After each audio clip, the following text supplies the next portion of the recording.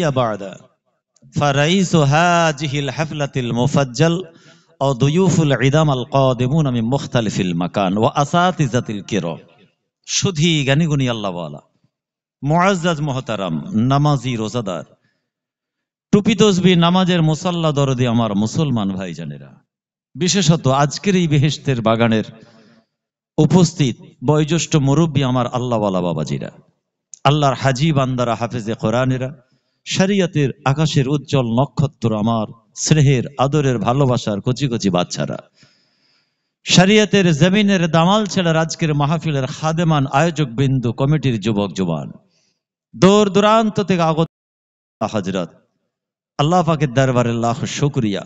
আল্লাহ পাক আমাদের সকলকে এমন একটা মজলিসে বসার তৌফিক ইনায়েত করেছেন যার শানে রাসূলুল্লাহর ভাষায় এই মজলিসটা হলো জান্নাতের টুকরা, রাউযাতুম মিন রিয়াজিল জান্নাহ, পার্ট অফ জান্নাত, জান্নাতের একটা অংশ। সুবহানাল্লাহ বললেন না? একটু জান ভরে বলেন না সুবহানাল্লাহ। সারাদিন কে কোথায় কি করেছেন ওটার গ্যারান্টি দিতে পারবো না আমি, কিন্তু 100% গ্যারান্টি দেওয়া যাবে যে ছত্র ছায়া যে মজলিসে আমরা বসে আছি, ইনশাআল্লাহ আমাদের দ্বারা কোনো গুনাহ খাতা নেই, কোনো হারাম কাজ নেই, ওয়াহিয়াতি খারাপি, নোংরামি, বদতরিন, বদচরিত্র, বদ আখলাক, এগুলো থেকে ইনশাআল্লাহ আমরা মুক্ত। কেন? এটা হলো জান্নাতের বাগান। জান্নাতের বাগানে কারা জায়গা পায়? জান্নাতীরা। বলুন না সুবহান। আল্লাহ রাসূল, আল্লাহর হাবিব মক্কার জমিনে এলেন, জাল হক অজহাকাল বাতিল, হক এসেছে, বাতিল ধ্বংস হয়েছে, বিলুপ্ত হয়েছে। আজকে আমরা হাজির হয়েছি সেই মজলিসে, যে মজলিসে সূচনা হয়েছিল মদিনার মসজিদ। এইরকম সাজানো গোছানো মজলিস, স্টেজ লাইট, প্যান্ডেল হয়তো ছিল না। সেদিন ছিল আমার রাসূলের পিঠ মুবারকে উস্তুনে হান্নানা, খেজুর গাছের খুঁটি টেক লাগিয়ে, মানে হেলান দিয়ে রাসূল বসে তাকরীর করে দেন। আপনার মতো সামিঈন সেদিন ছিল সাহাবা কেরাম হুজুররা, আবু বকর সিদ্দিক, উমর ফারুক, উসমান গনি, হযরত আলী কাররামাল্লাহু আজমাইন, ইনারা ছিলেন শ্রোতা। আর স্পিকার, বক্তা, তাকরীর করনে ওয়ালা, ওয়াইজ কে ছিলেন? হাবিবে লবিবে তবিব জনাবে মুহাম্মদ রাসূলুল্লাহ সাল্লাল্লাহু আলাইহি ওয়াসাল্লাম।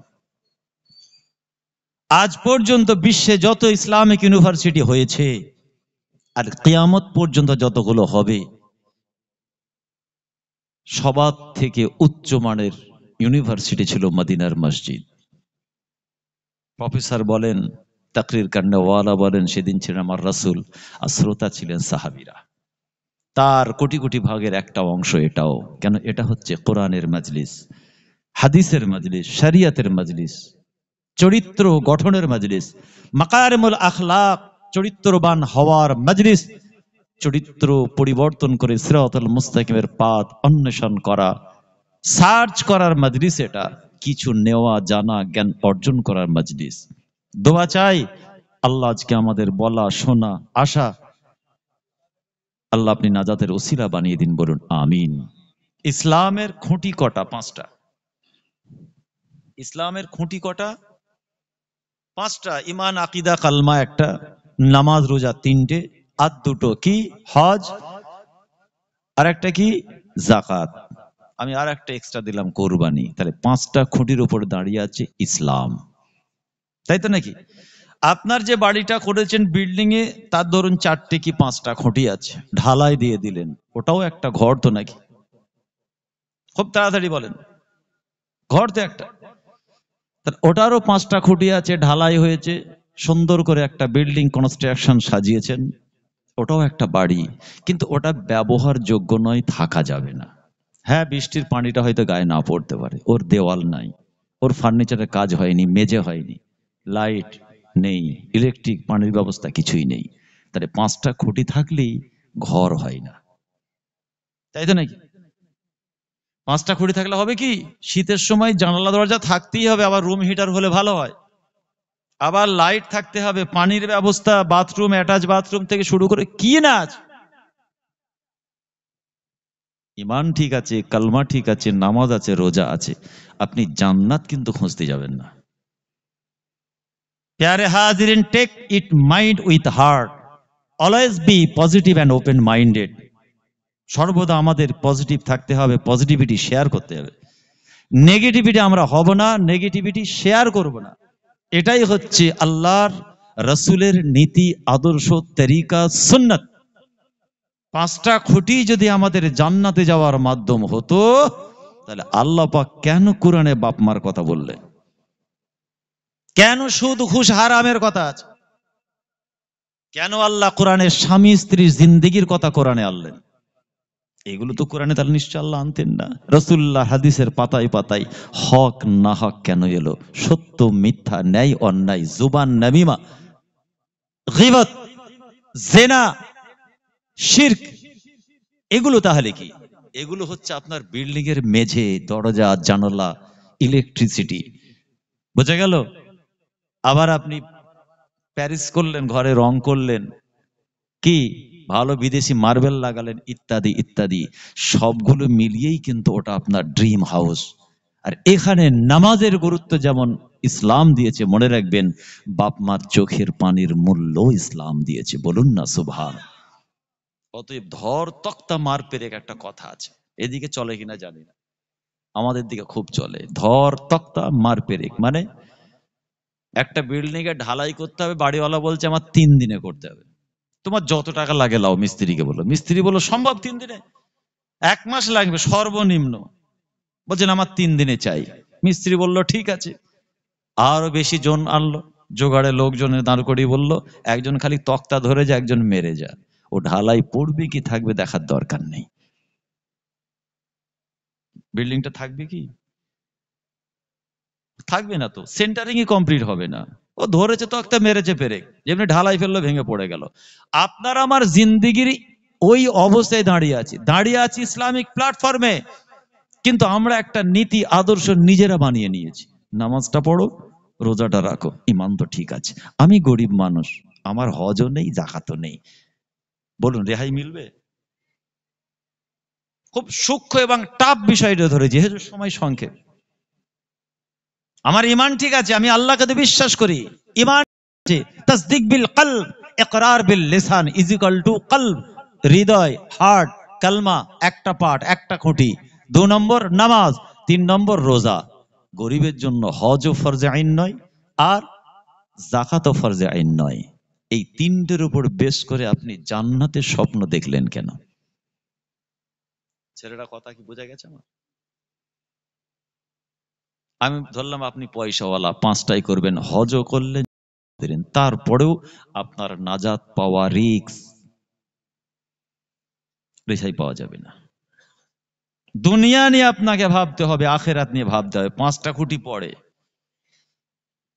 এখানে বাচ্চার মুখে অন্ন তুলে দেবেন সে চিন্তাও করবেন, প্রতিবেশী দাওয়াত করেছে, বিয়ে বাড়ির দাওয়াত, প্রতিবেশীর হক আদায় করতে হবে ওটাও ভাববেন, আপনার ছেলেটা কোন স্কুলে অ্যাডমিশন নেবে ওটাও ভাববেন, মেয়ের বিবাহ কোথায় দেবেন ওটাও ভাববেন, ঘর সংসার, বিবি ছেলে, বাল বাচ্চা, ফ্যামিলি সব ভাববেন। পাশাপাশি এটাও ভাববেন কবরে আমার কি হবে, পুলসি রাতটা আমি কিভাবে পার হব, কবরে ফেরেশতার প্রশ্নের জবাব আমি দিতে পারবো তো? আল্লাহর দরবারে আমার নেকি পুঁটলিটা, নেকির ব্যাগটা, 90 বছরের নেকি আল্লাহর দরবারে কি গ্রহণযোগ্যতা পাবে? তাহলে একটা চিন্তা হলো আখেরাতের, একটা চিন্তা হলো দুনিয়ার। দুটো জিন্দেগি আপনাকে চিন্তা করতে হবে। আর নামাজ, রোজা, হজ, যাকাত, কুরবানির পাশে পরেও ইসলাম আছে, ওগুলোকেও একই রূপে গুরুত্ব দিতে হবে। তারপরে আসছে আপনার জান্নাতে যাওয়ার প্রশ্ন, কিন্তু তারপরেও রিস্ক আছে, জান্নাতে যাবেন না জাহান্নামে যাবেন না, সেটা নির্ভর করছে আল্লাহর দয়া এবং রহমতের উপরে। আল্লাহর কোরআনে আল্লাহ জানিয়েছেন, আমার কথা নয়, বান্দা তোরা যখন আমি আল্লাহ আমার কাছে চাইবি, কেমন করে চাইবি আমি আল্লাহ তোদের শিখিয়ে দিলাম, কেমন করে চাইবি, এমন করে চাইবি বান্দা তার প্রভুর কাছে কেমন করে দুনিয়া আখিরাতের জন্য বাঁচার জন্য জান্নাতি হবার জন্য চাইবে। আল্লাহ কোরআনের মধ্যে জানিয়েছেন এমন করে চাইবি যেমন করে আপনার গ্রামের ইমাম সাহেব নামাজের মুসল্লায় দাঁড়িয়ে চায়। আমরা পিছনে খালি বলি আমিন, অর্থ জানি না। রব্বানা আতিনা ফিদ দুনিয়া হাসানা, বাংলা অর্থ হলো আল্লাহ আমাদেরকে দুনিয়াতে শান্তি দিন, ভালাই করুন। অফিল আখিরাতে হাসানা, আখিরাতেও আমাদের ভালাই করুন। ওয়াকিনা আযাবান্নার, জাহান্নামের আগুন থেকে বাঁচান। বান্দা তোরা দোয়া চাইলি দুনিয়ার, ঠিক তার পাশাপাশি আখিরাতের দোয়া, জাহান্নাম থেকে বাঁচার জন্য দোয়া। আল্লাহ কেন দুনিয়া আখিরাত দুটো বলেছেন? জিন্দেগি আমাদের একটা নয়। এটা হচ্ছে লাহবু ওয়া লাইব। রাসূল বলছেন আদ দুনিয়াও লাহবু ওয়া লাইব ওয়া আন্না দারাল আখিরা লাহিয়াল হাইওয়ান। আসল জিন্দেগি এন্ড পার্মানেন্ট হচ্ছে আখিরাত। এই জীবনটা হচ্ছে আমাদের ম্যাক্সিমাম কত 100 প্লাস, 1000 প্লাস নয়। এটা হচ্ছে দুনিয়াবি জিন্দেগি, এটা হচ্ছে টেম্পোরারি। যে কোনো মুহূর্তে আলো দপ করে বন্ধ হয়ে যেতে পারে। ইজা যা আজালুহুম লা ইস্তাখিরুনা সাআতা ওয়া লা ইস্তাকদিমুন। বান্দা নির্দিষ্ট সময় যখন হবে এক মুহূর্ত আগে পিছু হবে না। 2026 25শে ডিসেম্বর রাত 3:15-20 আপনার লাইট বন্ধ হয়ে যাবে। কি বিশ্বাস আছে তো নাকি? 3-4টে হ্যাঁ বলে যে বাকি সব কি বিশ্বাস নেই নাকি? কুল্লু নাফসিন যায়কাতুল মাউত, মরদ তো আমাদের হবেই। আর আল্লাহ এটাও বললেন কিন্তু কবে, কোথায়, কোন জায়গায়, কোন দিনে, কি অবস্থায়, সাজদা অবস্থায় না লড়ির চাকায় পড়ে, ওটা আমি আল্লাহ জানি। কিন্তু যখন মৃত্যুর ঘন্টা বেজে যাবে, আমি আল্লাহ যে সময়টা সিলেক্ট করেছি, চয়ন করেছি, ওই টাইমেই হবে। ওয়ালা ইস্তাকদিমুন, একটা মুহূর্ত আগু পিছু নয়। তারপরে আল্লাহ আবার বলছেন তোদের ঘাড়ের পিছনে যে শিরাটা আছে ওর থেকেও আমি আল্লাহ তোর কাছে আছি। ওয়া নাহনু আকরাবু ইলাইহি মিন হাবলিল ওয়ারিদ। আর তোর কাছে আমি আল্লাহ দুটো সিসি ক্যামেরা দিয়েছি। সিসি ক্যামেরা, এটা আমার ভাষা, কোরআনের নয়। মানে খোদাই দেওয়া সিসি ক্যামেরা, কিরামান কাতিবিন, এটা কোরআনের কথা। দুটো ফেরেশতা আছে, সব লিপিবদ্ধ হচ্ছে। সুবহানাল্লাহ বলেছেন 10টা নাকি ফেরেশতা লিখতে বাধ্য। মানুষের চিটিংবাজি করেছেন, গোনা লিখতে বাধ্য। দুটোই লোড হচ্ছে এখানে। আর আল্লাহ আরেক জায়গায় বলেছেন, আরো আছে, আমি এটাই বলছি, আলিমুম বিজাতিস সুদূর, তোর মেশিনের ভিতরে কি হচ্ছে আমি আল্লাহ জানি।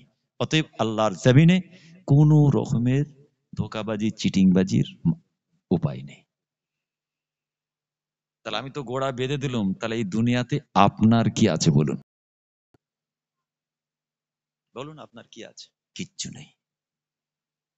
খোদার হুকুম যদি হয় এই অবস্থায় এতগুলো মানুষ আমরা চলে যেতে পারি, ঘুরে তাকানোর সময় হবে না এক মুহূর্তে, যদি আল্লাহর হুকুম হয়। আর এটাই আমাদের ইমান। এটা অবিশ্বাস করলে আমাদের মেশিন কমজোর, ইমানের কমজোর।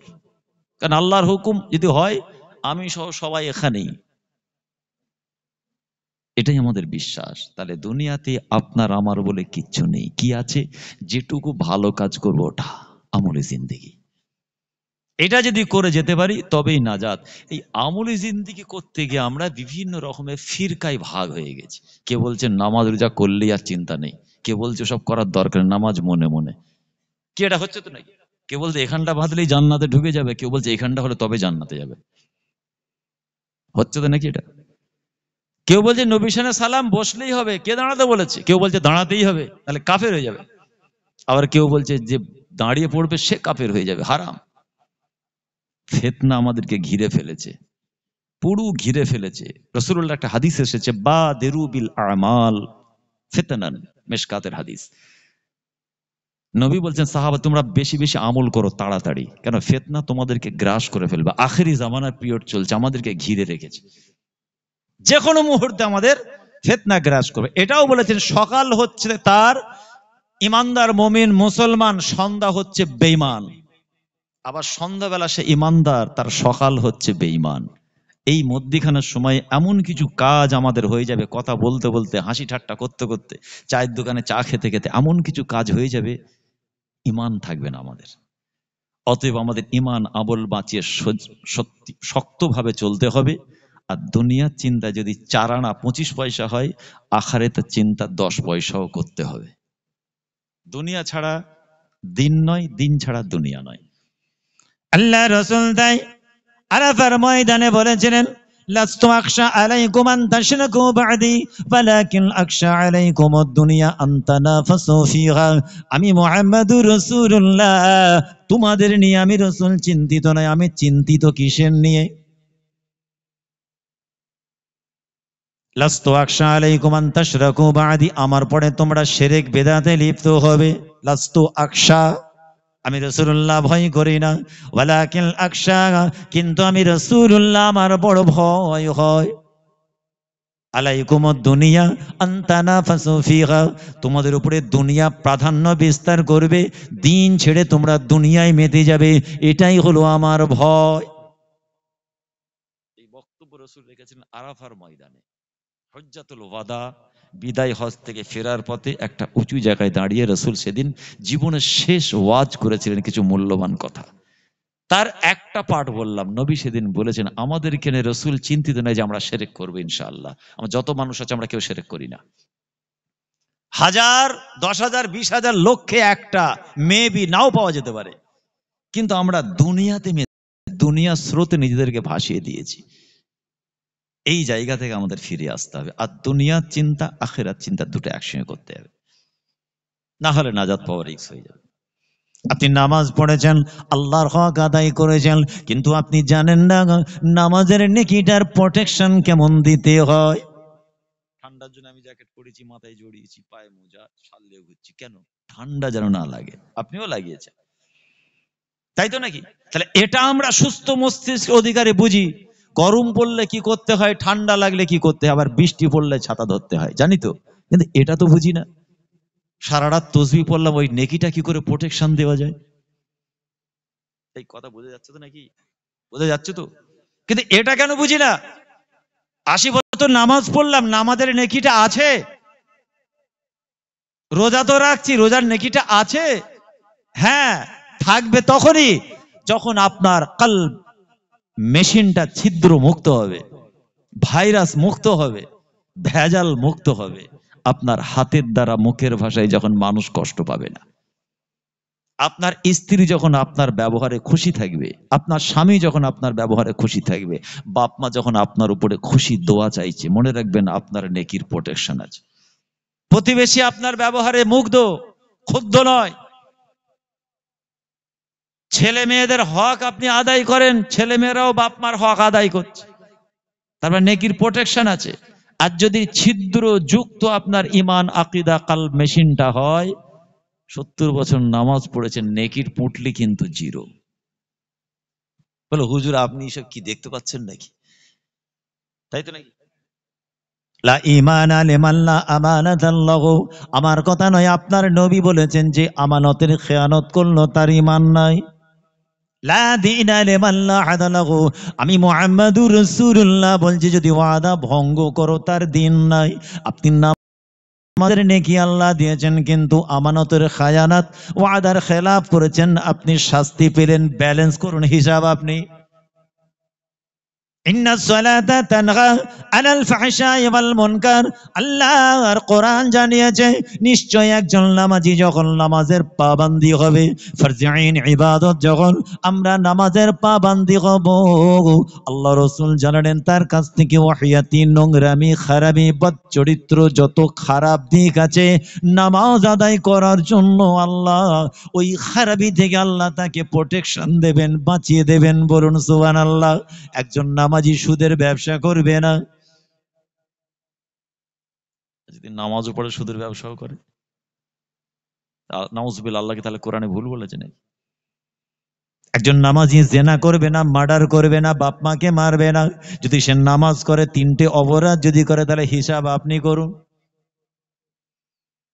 আল্লাহর কোরআন মিথ্যা হবে না। জালিকাল কিতাবু লা রাইবা ফি, এমন একটা আসমানি কিতাব তোমাদের নবীর মাধ্যমে তোমাদের কাছে আমি আল্লাহ পাঠিয়েছি, লা রাইবা ফি, এর মধ্যে যা আছে খাঁটি হক, কত আছে সন্দেহমূলক কোনো কথা নাই।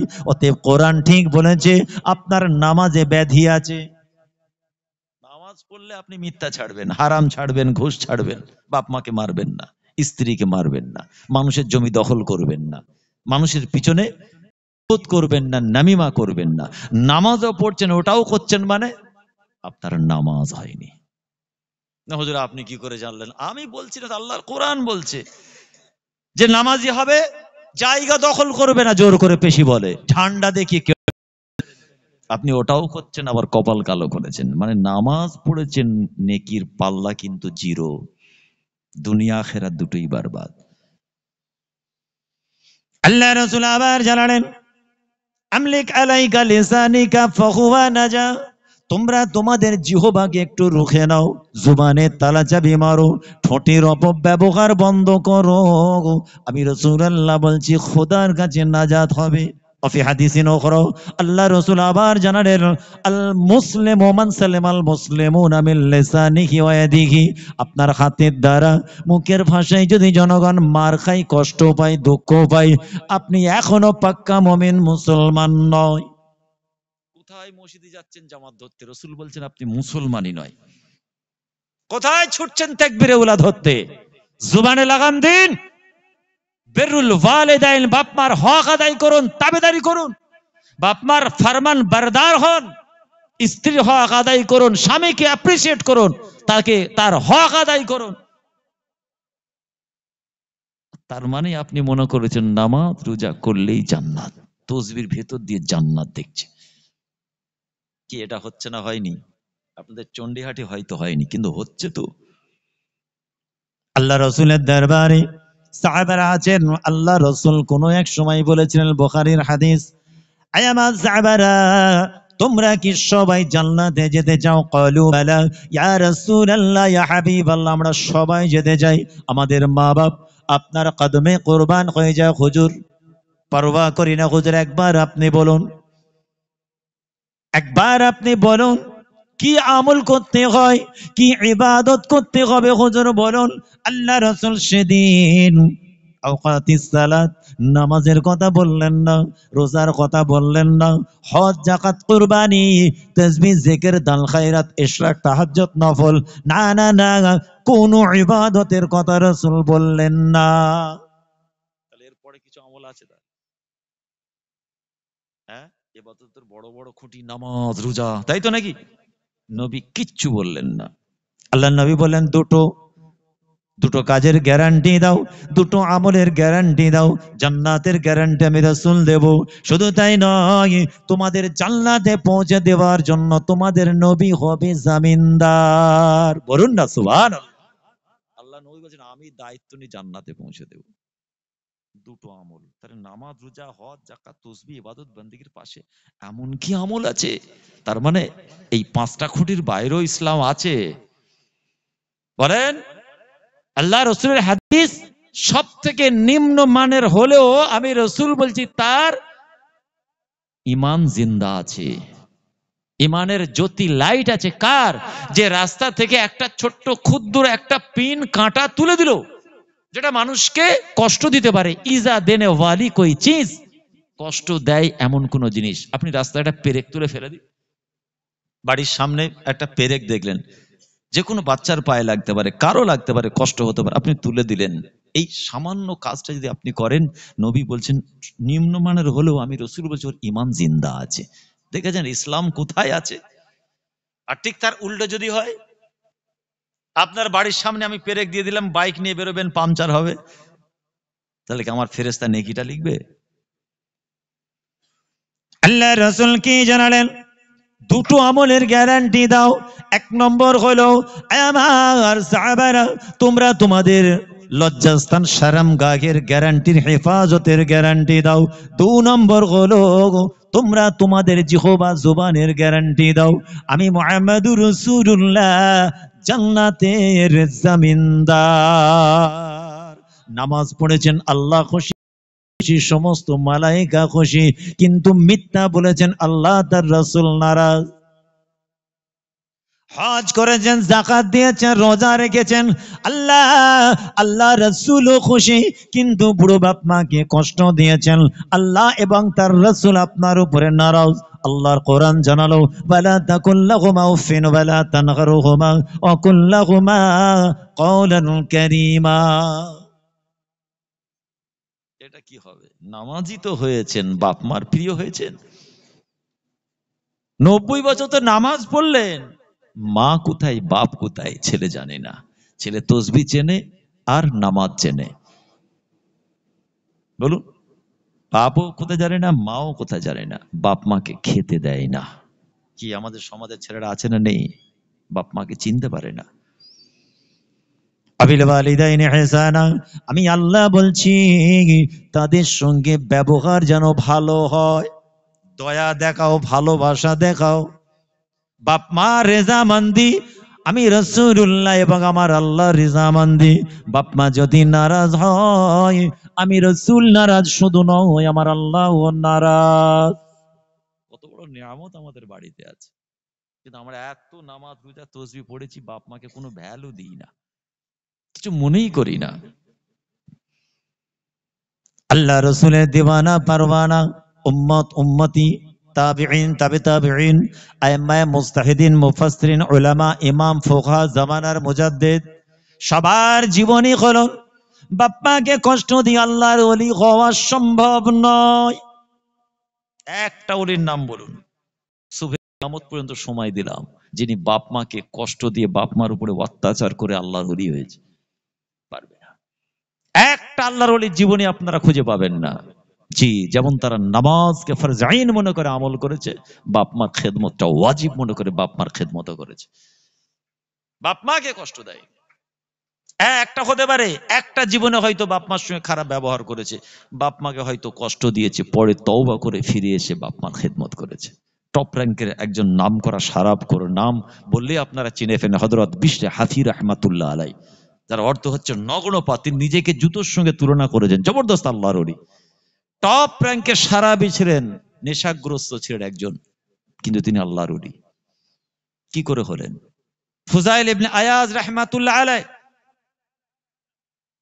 হায়াতে সাহাবা, আপনার ওলি আউলিয়াদের জীবনী, হায়াতে আউলিয়া কিতাবগুলো খুললে নামগুলো পেয়ে যাবেন। ফুজাইল ইবনে আয়াজ রাহমাতুল্লাহ আলাই কে ছিল জানেন? নাম করা একজন কুখ্যাত ডাকাত দলের সরদার, কিন্তু তওবা করে ফিরে এসে আল্লাহর ওলি। এখন মানুষের জবানের ক্ষমতা নেই তাকে ডাকাত বলবে। হাবিব আজমি রাহমাতুল্লাহ আলাই, এনাদের লাইফ হিস্ট্রিগুলো একবার দেখবেন। ইনি কে ছিল জানেন? আল্লাহ মাফ করেন, তিনি একজন নাম করা চড়া হারে সুদের ব্যবসা করতেন, সুদ করছিলেন। বলুন নাউজুবিল্লাহ। নিজের ভুল বুঝতে পারলেন, তওবা করে ফিরে এলেন। হযরত শায়েখ শিবলি রাহমাতুল্লাহ, জবরদস্ত আল্লাহর ওলি। এরকম আল্লাহর ওলিদের জীবনী খুলে দেখুন, তাদের পদাঙ্ক অনুসরণ করেই তো আমরা এগোবো। মুজাদ্দেদে জামান 5 হুজুর, আমার 5 নানাজান, 5 আওলাদে মুজাদ্দেদে জামান, তাদের জীবনী খুলে দেখুন, একটাও পাবেন না যে বাপ মাকে কষ্ট দিয়েছে। তাহলে আল্লাহর ওলিরা যদি এমন হয়, যেই গাছের ফল, তাহলে গাছটা কেমন? বড় পীর আব্দুল কাদের জিলানী রাহমাতুল্লাহ আলাইহি সবাই আপনারা জানেন, যখন ডাকাত দলের সরদার বলেছিল কি আছে দিয়ে দাও, হুজুর কি বললেন? সব হয়ে গেছে, না না বাকি আছে। ডাকাত দলের সরদার, দাঁড়িয়ে যাও, আমার জামার ভিতরে গোপন করে কিছু টাকা আছে, নিয়ে নাও। সুবহানাল্লাহ বলেন, এই জোরে সুবহানাল্লাহ বলেন। ওই ডাকাত দলের সরদার চক্ষু স্থির, চক্ষু তার দাঁড়িয়ে গেল, এটাও কি সম্ভব? নিশ্চয়ই বাচ্চাটা বড় দুষ্ট, মিথ্যা বলে। পরীক্ষা করার জন্য ডাকাতকে বলল সত্যি নাকি চেক করো। আর হুজুরের আম্মা জান কি নসিহত করেছেন? বাবা, জীবনে কোনোদিন একটা কাজ করবে না বাবা, জীবনে কোনোদিন মিথ্যা বলবে না, আমি তোমার মা হিসাবে হুকুম দিলাম। বাবা, জীবনে কোনোদিন আল্লাহর জমিনে মিথ্যা বলবে না, মিথ্যা বলা মহাপাপ। অতএব তিনি মিথ্যা না বলে সত্য কথা বলেছেন। ডাকাত খুঁজে দেখলো, হ্যাঁ সত্যি টাকা আছে। ডাকাতদের সরদার এসে বলল, বাচ্চা তুমি তো নাও বলতে পারতে, সব নিয়েছিল গো, কিন্তু গোপনে তোমার জামার ভিতরে সেলাই করা, ওটা কেন বললে? ওই সময় বলেছিল হুজুর, ও ডাকাত দলের সরদার, আমি বাপারা ছেলে, মায়ের গর্ভে থাকা অবস্থায় আব্বাকে হারিয়েছিলাম। আমার মায়ের কাছে আমি তেলাওয়াতে কোরআন শিক্ষা করেছি। আমার মা আমাকে ইলম শিক্ষা করার জন্য বাগদাদের জমিনে রওনা করে যাওয়ার সময় বলেছিল, বাবা মায়ের একটা কথা মনে রাখবে, বাবা জীবনে কোনোদিন মিথ্যা বলো না। অতএব আমার মা মিথ্যা বলতে নিষেধ করেছে, আমি কেমন মায়ের কথা অমান্য করি, এই জন্য আপনাকে সত্য কথা বলেছি। ডাকাত দল এবং সঙ্গীদের চেতনার উপরে কে যেন শরিয়াতের চাবুক মারে। আমরা ভুল করেছি, আমরা জীবনের শেষ লগ্ন এতটা জীবন পার হয়েছে, জীবনও সত্য বলি না। ওই দিন ওই অবস্থায় ডাকাত দলের সরদার সহ সবাই মিলে সঠিক পথে ফিরে এসেছিল তওবা হয়ে। প্রত্যেকটা ডাকাত দলের সঙ্গীরা ভবিষ্যতে বড় বড় জবরদস্ত আল্লাহর ওলি হয়ে গিয়েছিল, পরিবর্তন হয়ে গিয়েছিল একটা সামান্য মিথ্যা কথা। ওখানেও ইসলাম আছে। আর মুসলিম শরীফে এসেছে, রাসূল বলছেন যারা মিথ্যা বলে মুখ থেকে দুর্গন্ধ বার হয়। তোমরা যদি তার খুশবুটা এহসাস করতে পারতে, মওত পর্যন্ত মিথ্যা বলতে না। যে মিথ্যা বলে ফেরেশতা ওই দুর্গন্ধে কাছে আসতে পারে না। আল্লাহ রাসূল আবার জানালেন, আন্নাল হাসাদা তাআকুলুল হাসানাত, হিংসা এমন একটা রোগ ব্যাধি, তাআকুলুল হাসানাত, এই আমার সাহাবারা তোমাদের নেক আমলগুলো সব খেয়ে নেবে।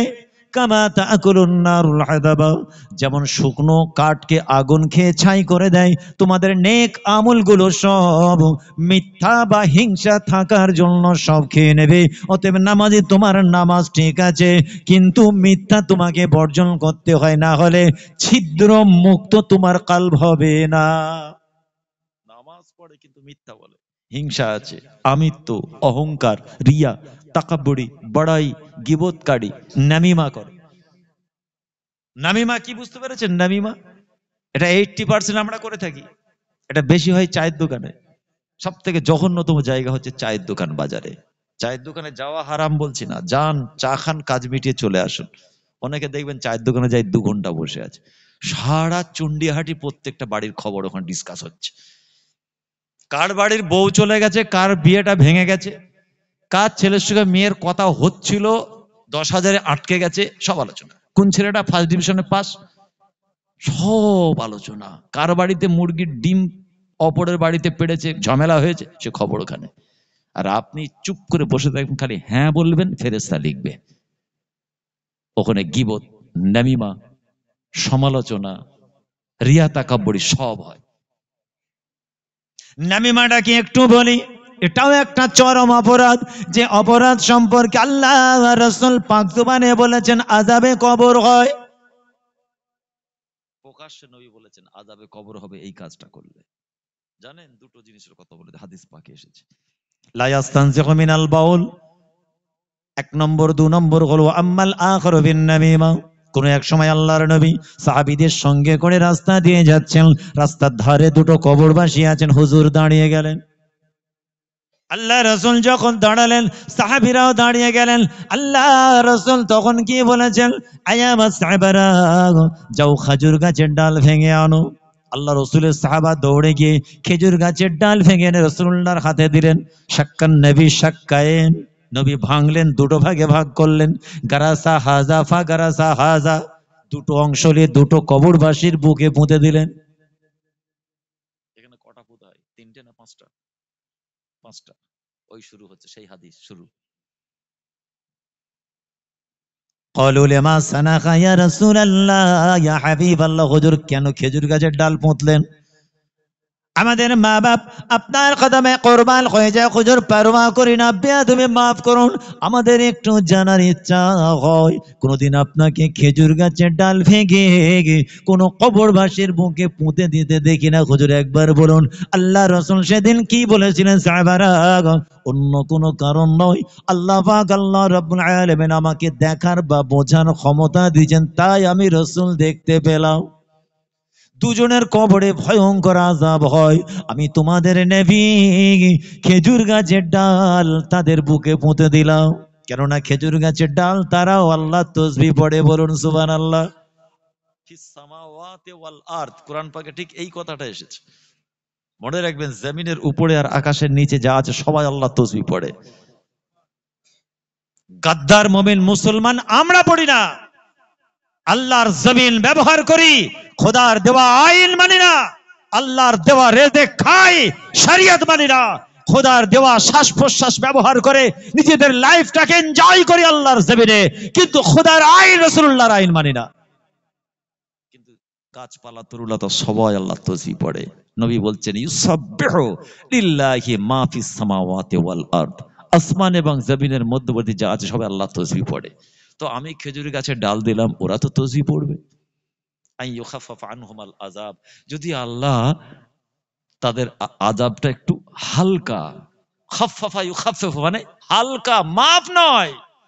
নবী বলেননি খেজুর গাছের ডাল পুঁতে দিলাম আল্লাহ মাফ করে দিচ্ছে, না। তাফসীরটা ভালো করে শুনবেন। আমি দিলাম, যদি আল্লাহ চান, তার নাম জপ করছে ওরা, আল্লাহর ইসম মুবারক খেজুর গাছের পাতার জুবান থেকে বার হয়, যদি আল্লাহর নামের ওসিলায় তাদের আযাবটা একটু হালকা করেন, মেবি নাও হতে পারে, নাও মাফ করতে পারে, তাই তো নাকি? আল্লাহ রাসূলের সাহাবা ঠিক তার উল্টো আর একটা প্রশ্ন করছেন। সাহাবারা খালি জানার মানসিকতা তাদের, হুজুর বিয়াদবি মাফ করবেন, আর একটা প্রশ্ন, আযাবটা কি হচ্ছিল, কেন হচ্ছিল? অনেক আলোচনা, আমি অতটা যাব না। আল্লাহর নবী বলছেন আযাবটা দুটো কারণে। লা ইয়াস্তানজিহু মিনাল বাউল ওয়া আম্মাল আখিরু বিন নামিমা, একজন সর্বদা নাপাক থাকতো, শরীর নাপাক রাখতো, পুরুষ মহিলা। আজও আপনার আমার বাড়িতে যুবক ছেলেরা মাসের পর মাস নাপাক। খারাপ লাগছে নাকি? আপনার আমার বাড়ির মা বোনগুলো মাসের পর মাস তারা নাপাক, পাক হতে পারে না, কোরআন পাক তেলাওয়াত করে, নামাজ পড়ে, মসজিদে ঢোকে, এরা খাওয়া মানে কিভাবে তারের বিরাজ দিয়ে চামড়া দিয়ে ঘষছে, চামড়ায় দেয়াল ঘষে রং করার সময় দেখেছেন মিস্ত্রি যখন দেয়াল রং করে, দেখেছেন বিরাজ দিয়ে ঘষে, তারের বিরাজ দিয়ে। এরা জানে ওটাই যত সাবান দিয়ে ঘষা যাবে পাক হবে, কালো চামড়া সাদা করে ফেলেছে তুলে, পাক হবে না। নামাজ শিক্ষা দেখবেন, ইমামের কাছে জানবেন, বাপ মার কাছে জেনে নেবেন, আলেম ওলামার কাছে জেনে নেবেন, শরীর যদি নাপাক হয়, পুরুষ অথবা মহিলা, কি সিস্টেম, তার একটা সিস্টেম ক্রাইটেরিয়া আছে, রুলস রেগুলেশন সিস্টেম আছে ইসলামে। যা খুশি করলে হবে না, অজুর 50টা ফরজ নয় নাকি? কল্লা এখান থেকে শুরু করবেন, পা থেকে মাথা পর্যন্ত পুকুরে লাভ মেরে ডুব মেরে উঠলে অজু হয়ে যাবে? সেটাও আল্লাহ কোরআনে বলেছেন না, হাত এই পর্যন্ত ধোবো, এখান থেকে ধোবো, এর দরকার কে? ডুব মেরে উঠে পড়ি না, পুরো ধোয়া হয়ে যাবে, তো হবে না। সাবান ঘষছে, সাবান ঘষে, সাবান ঘষে ফেনা করে একদম কি করে ফেলে, যাক পাক হয়ে গেছি, নাপাক। নবী বলছেন একজন নাপাক থাকতো, শরীর নাপাক রাখে। ও আম্মাল আখিরু বিন নামিমা, আর একজন হলো নামিমা, গুনাহ করে। এই জন্য আল্লাহ তাদের শাস্তি দিয়েছেন, সাহাবারা হুঁশিয়ার, এই দুটো গুনাহ যেন তোমাদের দ্বারা না হয়, শরীর যেন নাপাক থাকে। নাপাক যদি হয়ে যায়, পাক করে নেবে তাড়াতাড়ি। 2 নম্বর হলো নামিমা, আপনার কথা আমাকে, আমার কথা আপনাকে, দুজনে আমরা মারপিট করব, ও আনন্দ পাবে। এটা বেশি হয় না কি সমাজে? আমাদের বেশি হয় তো। কারো পিছনে এমন কিছু কথা বলা, সে যেন মনে কষ্ট পায়, মানুষের পিছনে গীবত করা, মানুষে লাগিয়ে দেওয়া, কারো কান কামড়ে কথা বলা, মানুষকে কষ্ট দেওয়া, এটা হলো নামিমা। আল্লাহ রাসূল বলছেন সাহাবারা, দ্বিতীয় ব্যক্তি নামিমা গুনাহ করত, এই জন্য আমার আল্লাহ তাদের কবরে আযাব দিয়েছেন। আমি তোমাদের নবী গাছের ডাল ভেঙে দিয়েছি, খাজুর গাছের ডাল, ওরা তসবিহ পড়ে, আমার আল্লাহ যদি চান এই তসবির ওসিলায় ওদের আযাবটা একটু হালকা করে দেয়, সেই খেয়ালে আমরাও দিই। আবার একটা প্রচলন আছে সমাজে, যদি খেজুর গাছটা বর্ষার কারণে যদি একটু, যদি কিছুদিন মানে ভিজে অবস্থায় থাকে, যদি তার রংটা সবুজ পাড়া থাকে, বুঝলি, আমার বাপ আল্লাহর ওলি ছিল, পাক্কা মাতাল ছিল, বলছে আল্লাহর ওলি ছিল, খেজুর গাছটা দেখে আয় কাঁচা হয়ে আছে, সুদে চড়া হারে সুদ খেয়েছে সারা জীবন, আর ছেলে বলছে আমার আব্বা আল্লাহর ওলি ছিল, 40টা মার্ডার করে শুয়ে আছে, গ্রামের লোককে শান্তিতে ঘুমোতে দেয় না, ও খেজুর গাছের পাতা থেকে বলছে আল্লাহর ওলি। ওর বাপের কি অবস্থা করছে ও বাপটাই জানে। এটা আবার সমাজে একটা বুজরুগি চলছে, প্রত্যেকদিন দেখছি খেজুর গাছটা ঠিক আছে, হ্যাঁ কাঁচা আছে, মানে আল্লাহর ওলি। কি বর্ষাকালে হলে তো ভিজে থাকবে নাকি? বৈশাখ জ্যৈষ্ঠ মাসে চড়া ফাঁকা মাঠে একবার দেখো না, দেখি কতক্ষণ ভিজে থাকে। হ্যাঁ, যদি আপনি আল্লাহর আশেক হতে পারেন, নায়েবে নবী হতে পারেন, আল্লাহ রসুলের দেওয়ানি হতে পারেন, যদি আল্লাহর বন্ধু হতে পারেন, আল্লাহ আপনার কবর দিকে খুশবু ছড়িয়ে দেবে। জোরে বলুন না সুবহানাল্লাহ। গত 11 তারিখে একটা ঘটনা ঘটেছে ফুরফুরা, শুনেছেন নিশ্চয় আপনারা। আমি নিজে তার প্রমাণ। আমি হুজুরের বাড়িতে ছিলাম সেদিন, যেদিন ঘটেছে রাত 10টার দিকে। ওনার আহলিয়া মানে আমার নানি যেন অসুস্থ ছিল, দেখতে গিয়েছিলাম। আমরা টোটাল ফ্যামিলি ছিলাম বাড়িতে। তো গাড়িতে করে নিয়ে ফিরে আসছি, তখন আমার কাছে মাটিটা এলো। খোদাকে সাক্ষী রেখে বলছে, আল্লাহ জুবান বন্ধ করে যদি মিথ্যা বলি। কেন কিছু মানুষ এগুলোকে নিয়ে রহস্য করে, হাসি ঠাট্টা করে, জানেন। আল্লাহর কোরআনে আল্লাহ বলছেন বিশ্বাস হয়নি। আমাদের কথা বিশ্বাসযোগ্য না আল্লাহর কোরআনের কথা বিশ্বাসযোগ্য বলেন? আমরা ভুল বলতেই পারি। আল্লাহ কোরআনে বলছেন বাল আহইয়াউন ইনদা রাব্বিহিম ইরযাকুন, আমার কিছু বান্দা তাদেরকে আমি কবরে জিন্দা রাখি এবং আমি আল্লাহ খাওয়াই। কিভাবে খাওয়াই, কি খাবারটা থাকে, কেমন করে খাওয়াই, আমাদের মাথা দিবার দরকার নেই। আল্লাহ বলেছেন খাওয়াই মানে খাওয়াই। আল্লাহ বলছেন বাল আহইয়া ওয়ালাকিন লা তাশউরুন, আমার কিছু বান্দা আছে কবরে মারা যায়নি, জিন্দা, তোরা মারা গেছে বলিস না। ওয়ালাকিন লা তাশউরুন, তারপরে আল্লাহ আমাদের সাবধান করে দিয়েছেন, মগর তুমহারে শউর কে বাহার, বান্দা মনে রেখো আমি আল্লাহ বলছি ওরা মারা যায়নি, জিন্দা। কেমন জিন্দা? তোমাদের এই ছোট্ট খুবড়ি ছোট্ট জ্ঞানে তোমরা ধরতে পারবে না। আমাদের জ্ঞানের পরিধি যদি এতটা হয়, দেখুন আমার দিকে এতটা যদি হয়, এই কবরে কি করে জিন্দা থেকে ওটা এর বাইরে, তাহলে আমাদের ব্রেনে ধরা পড়বে? বলুন। এই যে মোবাইলটা আছে, এর একটা ব্যাটারি চার্জ আছে, আর যদি যে পোস্টের উপরে যে বড় মেশিনটা আছে ওটার সাথে জোড়া হয়, এটা খুঁজে পাওয়া যাবে? কি বলেন না, থাকবে এটা? তো কপাল ফাটিয়ে ফেলবে। এর যতটা ক্ষমতা ততটা দাও, ওই 11 গুঁজলে ওটা যাবে না, ওই এলাকার সঙ্গে উড়িয়ে দেবে। কিছু মানুষ খুব বিষ, এরা ওখানেও মাথা মারে। হ্যাঁ, এইসব হুজুররা সব খাওয়ার ধান্দা।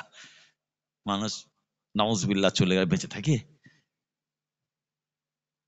যাদের ইমানে কমজোর, যারা কোরআনকে মানে না, আল্লাহর ওয়াহদানিয়তকে হৃদয় দিয়ে স্বীকার করে না, তারা এরকম কোরআনের বিরুদ্ধে কথা বলে, ওদের বেঈমান বলতে পারি না।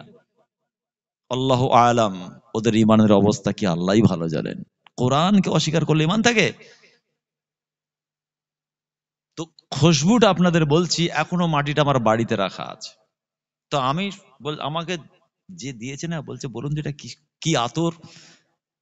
মুখটা এরকম এক মুঠো রেখে চাপা রেখেছে, আর শুকে দেখুন তো কিসের আতর। আমি বললাম হ্যাঁ আতর, তবে এটা মনে হচ্ছে 96 মাজমুয়া, লাশের গায়ে যেটা দেওয়া হয়, দেখেছেন কি সবুজ মতো, খুব কড়া আতর, একটু হালকা।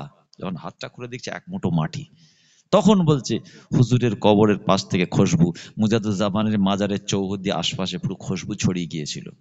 এর আগে আরো দুটো ঘটনা হয়েছে, এটা কিতাবে বেরিয়েছে। নহুজুর পীর কেবলা রাহমাতুল্লাহ আলাই নওরাল্লাহু মারকাদা, ঠিক ওই খুশবু বার হয়েছিল।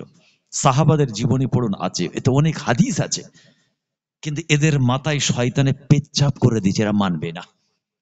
মরা গরু আবার ঘাস খায়, এদের যুক্তি। বলুন না নাউজুবিল্লাহ।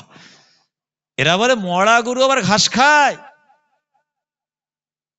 আল্লাহ বলছেন আমার নবী আম্বিয়া যারা, তাদের শরীরের একটা পশমকে পোকা খেতে পারে না। বড় হুজুর পীর কেবলা রাহমাতুল্লাহ আলাইহির আহলিয়া, আমাদের হচ্ছেন নানি যান, ওনার বড় সাহেব আপনার ইব্রাহিম সিদ্দিক হুজুর পীর রাহমাতুল্লাহ, যিনি ইন্তেকাল হয়ে গেছে, ওনার আম্মা জানের কথা বলছি। আজ থেকে 7-8 বছর আগে ঠিক সেম জিনিস হয়েছিল। ধসে গিয়েছিল, টাটকা লাশ দেখা গিয়েছিল। হুজুর ইন্তেকাল, আম্মা জান ইন্তেকাল করেছেন ধরুন আজকে 20-30 বছর আগে। এই লাশটা কি করে ঠিক থাকে বলুন তো? কাফনের কাপড়টা কি করে ঠিক থাকে? নাকি ওনার আল আওলাদ মুরিদরা লুকিয়ে লুকিয়ে চুপি চুপি একটা কাফন ঢুকিয়ে দিয়ে মাটি ফেলে দিয়ে ছবি টুবি দেখেছে নাকি? আমাদের কথা বিশ্বাস করার, কিন্তু আল্লাহর কোরআনে আল্লাহ বলছেন ওয়ালা তাহসাবান্নাল্লাযীনা কুতিলু ফি সাবিলিল্লাহি আমওয়াত, যা আল্লাহর রাস্তায়, শরীয়তের রাস্তায়, দ্বীন দুনিয়া ইসলামকে এস্টাবলিশ করার জন্য যারা আল্লাহর রাস্তায় শহীদ, জীবনকে শেষ করে দিলেন, তাদেরকে মারা গেছে বলো না, তারা হলো জিন্দা। ইন্দা রব্বিহিম ইরজাকুন। মুখে বলা তো দূর কথা, আল্লাহ বলছেন মনে মনে যেন না হয়, ওয়ালা তাহসাবান্না। আমি মুখে বললাম না, মনে মনে বলছি সব ফালতু কথা।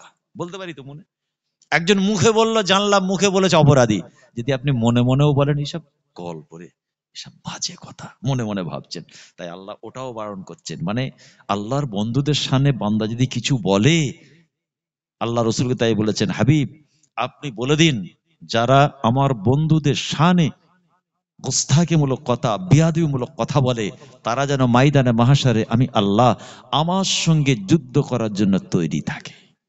যারা এরকম করেন মনে রাখবেন আল্লাহর সঙ্গে আপনাকে যুদ্ধ করতে হবে। ভাইরা আমার, দোস্তরা আমার, আলোচনা অন্যদিকে চলে যায়।